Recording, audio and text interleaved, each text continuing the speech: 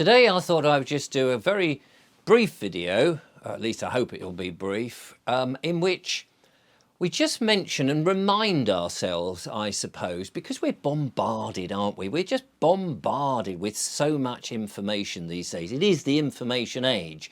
You've got mainstream media, of course, and then you've got the alternative media, which is throwing out information as they find it. People like me and many other YouTubers or presenters on Odyssey and Rumble and all the other platforms may be finding some information and want to urgently share it with you.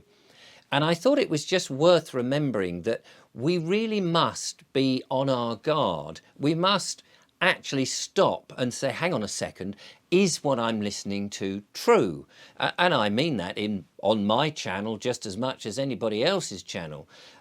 You may completely disagree with my opinions, of course, and I make sure the thumbnails always say opinions, and if it's an interview with a guest, obviously that's the opinions of my guests, and I put the word interview up there. And we must, I suppose we must do our own due diligence. Before we act on anything anybody says, we have to think, hang on a minute, where is that information coming from and is it reliable?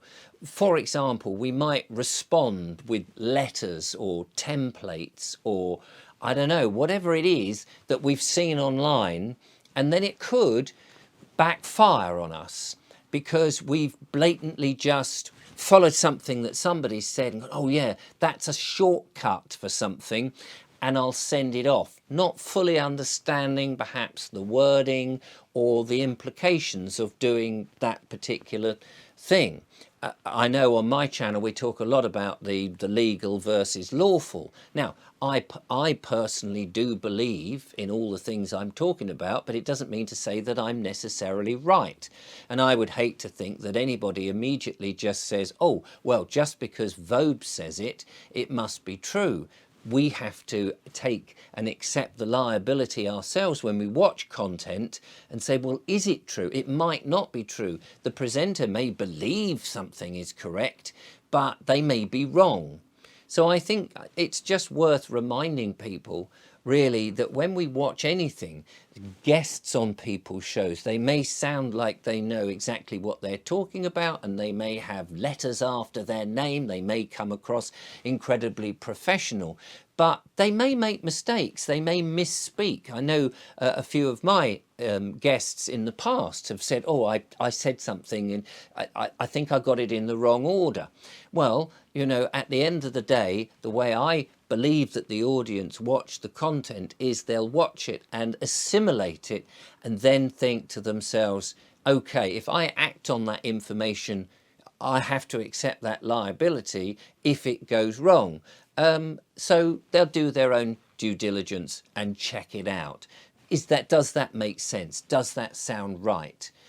We push back on this channel, as you know, against things like 5G, about the lawful situation, or the push back against the legal acts and statutes, and perhaps point out some of the things that the government have suggested which does not seem right. But again, we may be wrong. And I'm not saying that I'm right in any account, but it's my belief.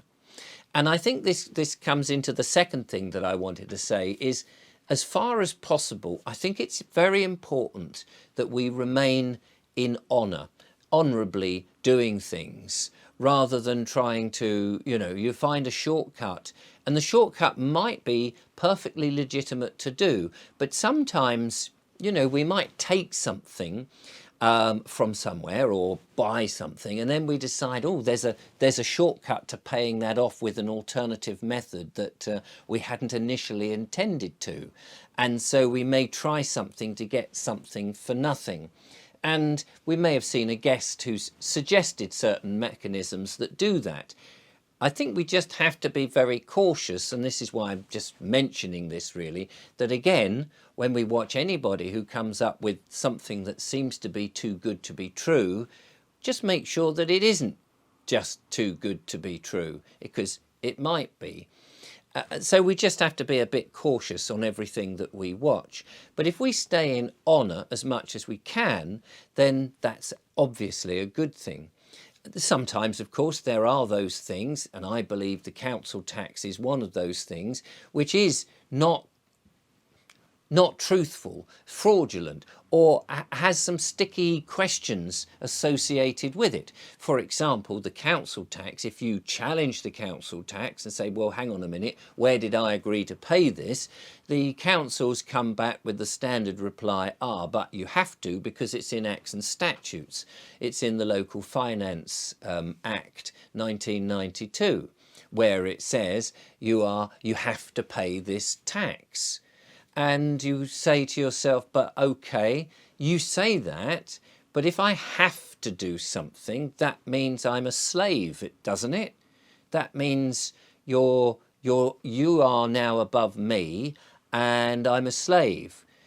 But there's the Slave Act that says I'm not a slave. So how do the two sit comfortably together?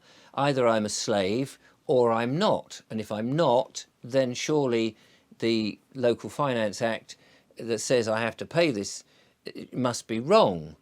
Unless, of course, I've consented to it, consented to the acts and statutes. Now, I believe what they say is, yes, but you voted in a government that made this rule. Well, which government was that? And did I actually vote? And can you prove that I voted? Have you got the bit of paper that I put an X on that says, yes, I'm voting for that manifesto that said I will be a slave and that you can, with your Local Finance Act, do it? So I think it is honourable to push back and question things that don't seem right. I think that's perfectly honourable situation to do.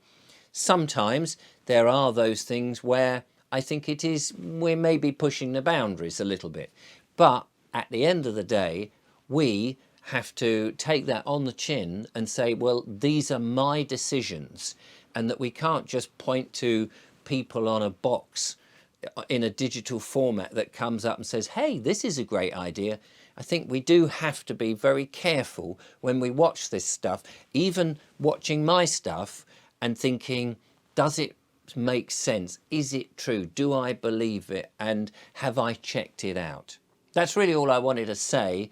And I think it is worth thinking about those things, because more and more I think people are switching away from mainstream narratives to alternatives. And I'm not 100% sure that all the alternative media may be truthful or accurate as we possibly think.